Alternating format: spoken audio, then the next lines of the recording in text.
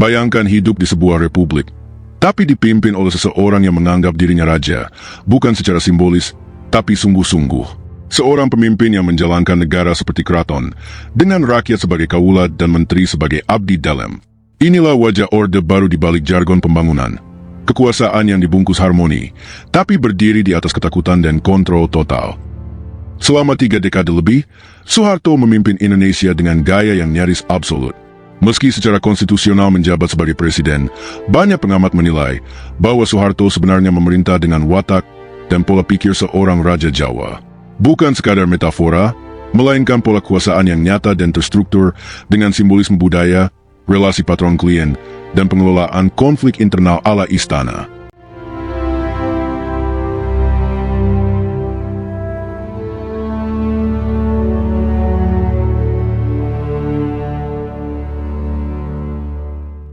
Presiden atau raja? Narasi bahwa Soeharto melihat dirinya sebagai raja bukan hanya spekulasi belaka. Ibu Tien Soeharto, sang istri, pernah menyatakan secara lugas kepada wartawan senior Marzuki Arifin alias Juki, bapak itu sebenarnya raja, tapi sekarang istilah raja tidak dipakai lagi. Yang dipakai presiden saja.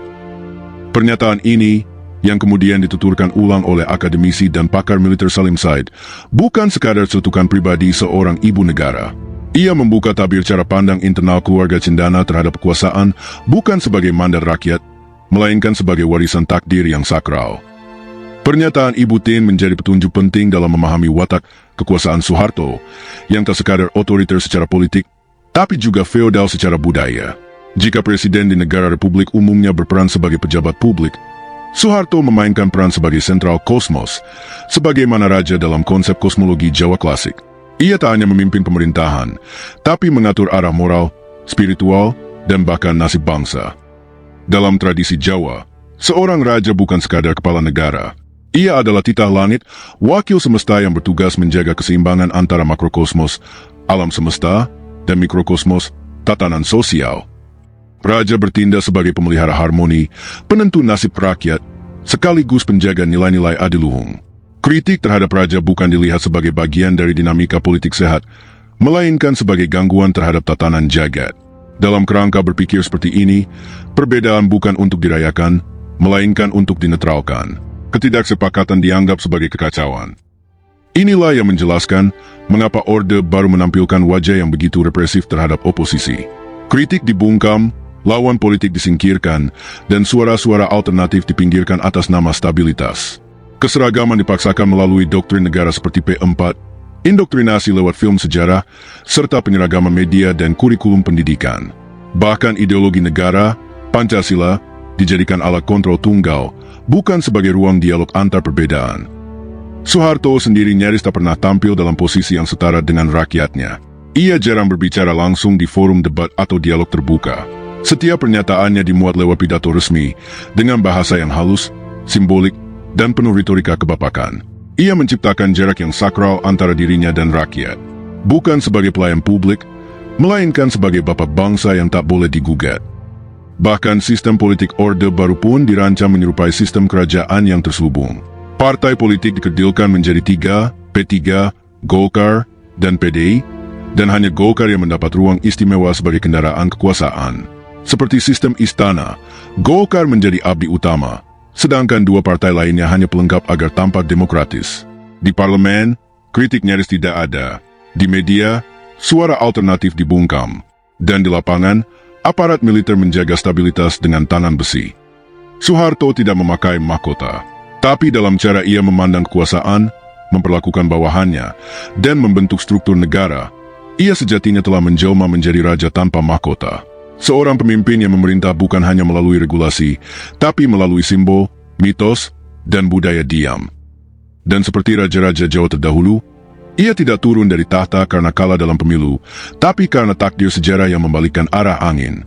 Tahun 1998 menjadi titik runtuhnya istana yang ia bangun sendiri. Namun jejak kuasaan gaya Jawa itu masih membekas, baik dalam mental elit, struktur birokrasi, maupun dalam relasi kuasa antar pemimpin dan rakyat hingga hari ini. Mengadu domba ala keraton. Wartawan dan pengamat politik Michael Fatikotis menyebut bahwa salah satu teknik utama Soeharto dalam mempertahankan kekuasaan adalah mengadu berbagai faksi di dalam lingkaran pemerintahannya sendiri. Menteri-menteri dari latar belakang berbeda, militer versus sipil, birokrat versus teknokrat, loyalis versus pemikir progresif, dibiarkan bersedegang, bahkan kadang didorong untuk saling menjatuhkan secara diam-diam.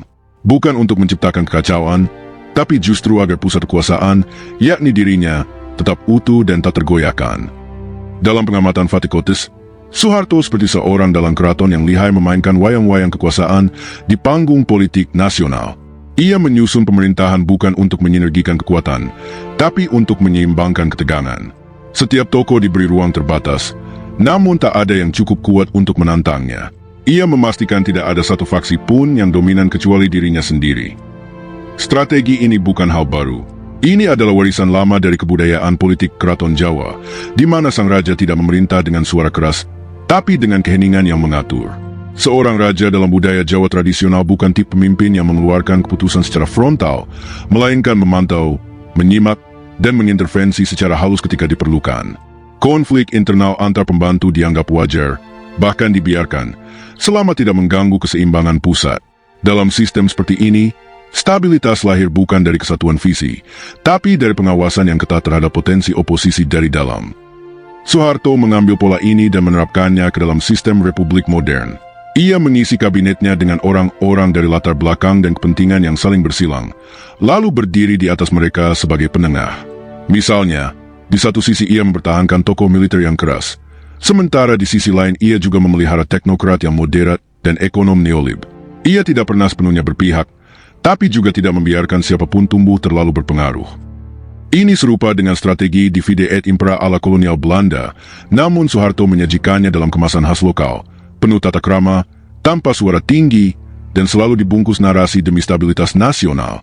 Ia tidak tampil sebagai diktator yang menekan dengan tangan besi, melainkan sebagai bapak bangsa yang bijak, tenang, dan selalu tampak menjaga keseimbangan. Namun di balik citra kebapakan itu, kekuasaan Soeharto justru sangat manipulatif dan terkonsentrasi. Ia memantau para pembantunya lewat jaringan intelijen, membiarkan rumor dan intrik mengalir di dalam birokrasi, lalu muncul hanya ketika diperlukan untuk menyelesaikan konflik, selalu sebagai tokoh penentu. Dengan begitu, ia bukan hanya pemimpin, tapi juga pengendali narasi. Efek dari strategi ini sangat terasa. Selama bertahun-tahun, institusi-institusi negara seperti kabinet, parlemen, bahkan ABRI, berjalan seperti orkestra tanpa konduktor tetap.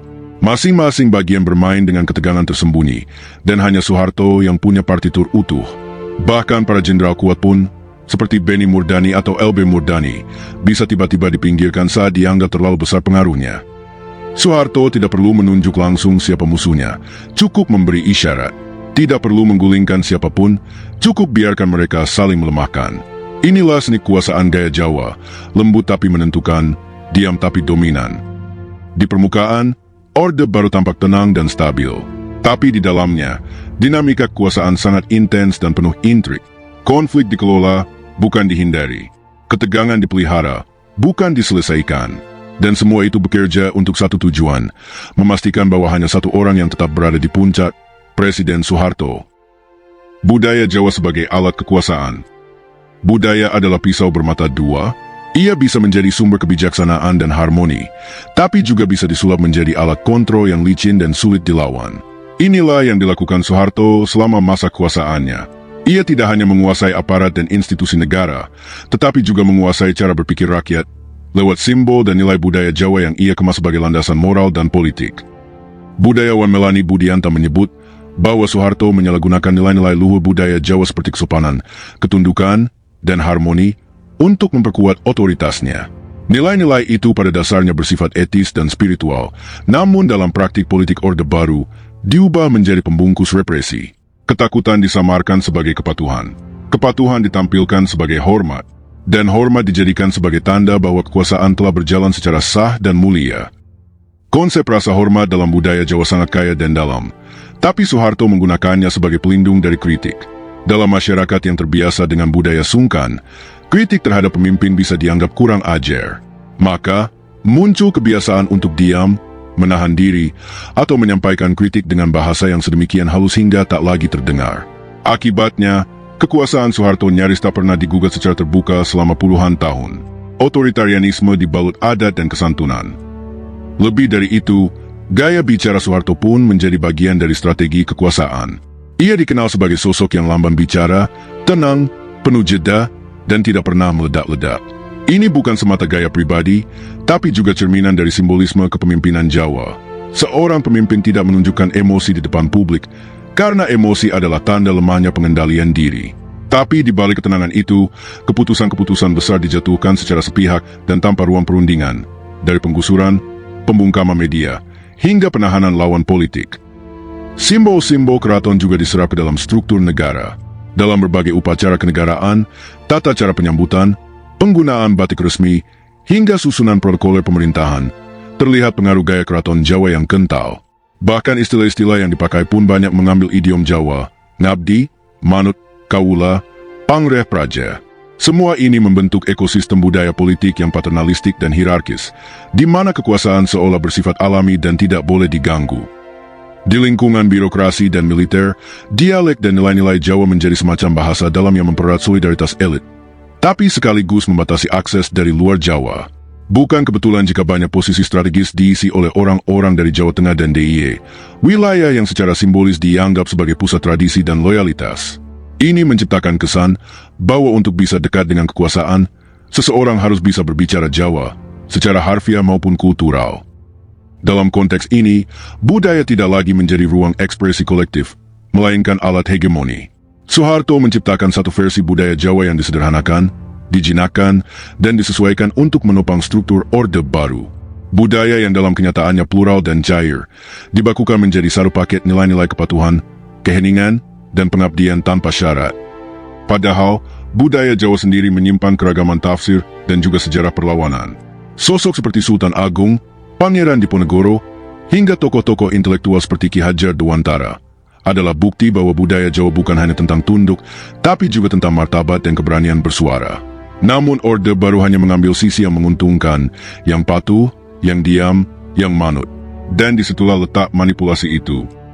Dengan cara inilah, Soeharto membungkus kekuasaan otoriternya dalam kebudayaan. Ia tidak butuh pidato revolusioner, cukup dengan senyum tipis dan kalimat, "Kita harus menjaga stabilitas nasional." Ia tidak mengurung rakyatnya dengan pagar berduri, tapi dengan pagar rasa hormat dan rasa takut yang tertanam dalam puasa, pusaka, dan persekutuan gaib.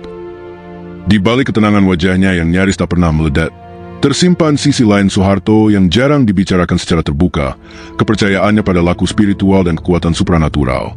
Ia bukan hanya seorang jenderal dan presiden, tapi juga pelaku laku batin yang nyaris mistis. Dan dalam konteks budaya Jawa, sisi ini bukan pelengkap personal, melainkan bagian tak terpisahkan dari cara seseorang memegang dan memelihara kekuasaan. Soeharto dikenal sering melakukan puasa sebelum momen-momen penting, seperti menjelang peringatan 17 Agustus, pemilu, reshuffle kabinet, atau saat mengambil keputusan strategis terkait negara. Puasa yang dijalani bukan dalam pengertian ibadah formal semata, tapi sebagai bagian dari tirakat, pengendalian diri yang diyakini bisa membuka jalan batin dan memperkuat wibawa lahir.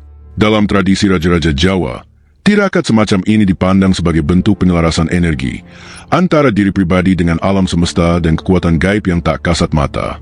Tidak berhenti di situ, Soeharto juga dikenal dikelilingi oleh benda-benda pusaka.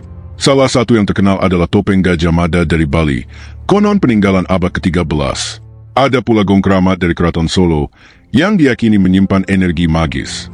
Benda-benda itu bukan sekadar koleksi antik, tetapi dipercaya sebagai pembawa tua, semacam pengikat kekuasaan dalam dimensi spiritual. Ia juga rutin berkonsultasi dengan para guru spiritual yang tidak diketahui publik secara jelas. Beberapa nama beredar dalam bisik-bisik sejarah, namun sosok mereka tetap berada di balik layar. Bagi Soeharto, guru-guru ini bukan penasihat politik, melainkan perantara gaib. Mereka diyakini bisa membaca tanda zaman dan memberi petunjuk dari semesta, semacam oracle dalam mitologi kekuasaan kuno. Dalam kosmologi Jawa klasik, seorang raja adalah sumbu dunia, penghubung antara langit dan bumi. Ia bukan hanya memerintah, tapi juga menjaga harmoni jagat raya. Bila raja kuat secara spiritual, negara tentram. Bila raja goyah secara batin, negara rawan guncang. Inilah yang membuat spiritualitas menjadi fondasi kekuasaan, bukan sekadar ekspresi iman pribadi. Dan Soeharto, dengan segala ritualnya, tampak sangat mewarisi cara pandang itu. Sejarawan Ong Ho Ham bahkan menyebut Soeharto sebagai Paku Buwono, Paku Buwana, Paku Dunia, gelar simbolis Raja Mataram yang bermakna pusat dan penyangga semesta. Ketika raja-raja Jawa tradisional kehilangan kekuatan formal dan tinggal menjadi simbol, Soeharto justru mengambil alih seluruh peran mereka dengan kekuasaan nyata, tapi tetap membalut dirinya dengan legitimasi budaya dan spiritual. Bagi sebagian pengikutnya, Soeharto bukan sekadar pemimpin administratif, tapi manusia pilihan yang dijaga oleh kekuatan gaib. Ia tidak dilihat sebagai hasil pemilu, tapi sebagai seseorang yang ditunjuk oleh alam. Bahkan ketika ia lengser, banyak yang percaya bukan karena kekuatan rakyat, melainkan karena wangsit sudah habis. Masa baktinya secara spiritual telah selesai. Namun pandangan ini problematik dalam konteks negara modern. Ketika kekuasaan dibungkus mitos dan dijustifikasi oleh hal-hal yang tak bisa diuji secara rasional, ia tak hanya menjadi kebal terhadap kritik, tapi juga mengarah pada kultus pribadi. Soeharto tidak lagi dinilai berdasarkan kinerja dan akuntabilitas, melainkan dari kesan, aura, dan kesakralan yang dibangun secara simbolik. Inilah mengapa kekuasaannya begitu sulit digoyahkan selama puluhan tahun, bukan hanya karena kendali atas militer dan birokrasi, tapi juga karena lapisan mistik yang membalut tubuh kekuasaannya. Soeharto tidak menyebut dirinya raja, tapi ia hidup seperti raja, memerintah seperti raja, dan menjaga kekuasaannya dengan laku dan pusaka sebagaimana para raja Jawa kuno. Dan dalam banyak hal, ia bahkan melampaui mereka, karena ia mengendalikan tidak hanya keraton, tetapi seluruh republik. Raja tanpa mahkota, warisan yang tak usai.